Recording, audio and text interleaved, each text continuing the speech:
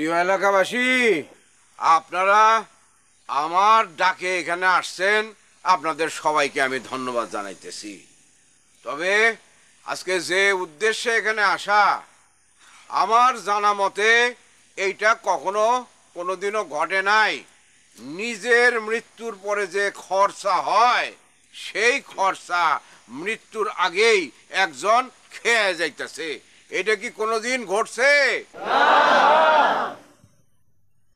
আচ্ছা, তাইলে যে উদ্দেশ্যে এটা করা, আজকে তা আমি খোলাসা করব। আমার মৃত্যুর আগেই যে আমি মৃত্যুর পরের খরচা করতেছি, এইটা নিয়ে হাটে ঘাটে বাজারে নানা রকম আলোচনা সমালোচনা চলছে। আজ আমি আপনাদের কাছে এটা পরিষ্কার করতে চাই।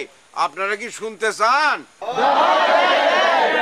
আমাদের দেশে জানা মতে মানুষজন মৃত্যুর পরে তার যদি অবস্থা ভালো না থাকে, তাইলে সন্তানদের পক্ষে যদি সম্ভব না হয়, সেখানে নানান রকম যারা আছে দয়াশীল দানশীল, তারা নানা রকমের সাহায্য সহযোগিতা করে একজনের দাফন কাফনের ব্যবস্থা করে, তাই না? কিন্তু যাদের আবার সন্তানদের সামর্থ্য আছে, তারা নিজেরাই সেটা করে। করার পরও তাদের মনের মধ্যে এক ধরনের খসখস থাইকা যায়, তাই না? এই জিনিস আমার দেখা আছে। বাপের মৃত্যুর পর সন্তানেরা তার খরচা করতে যায়, অনেক সময় তাদের মনে কষ্ট থাকে।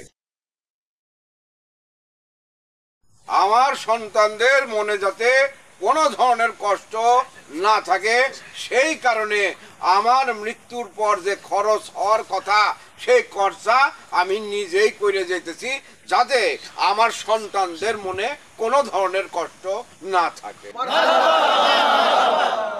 পিতার মৃত্যুর পর তার যে খরচা, সেটা করতে গিয়া সন্তানদের মনে নানা রকমের কষ্ট হয়। দুনিয়াতে আসছি একা, যাব একা।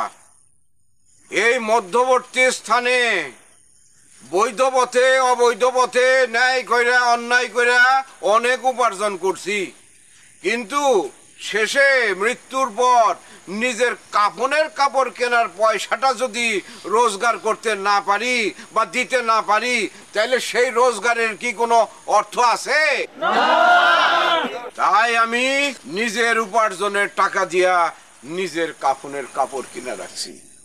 শুধু কাফনের কাপড় না, আমার মৃত্যুর পর যে গোর খুদবে আব্বাস আলী, তারে আমি অগ্রিম টাকা দিয়ে রাখছি গোর খোদা বাবদ।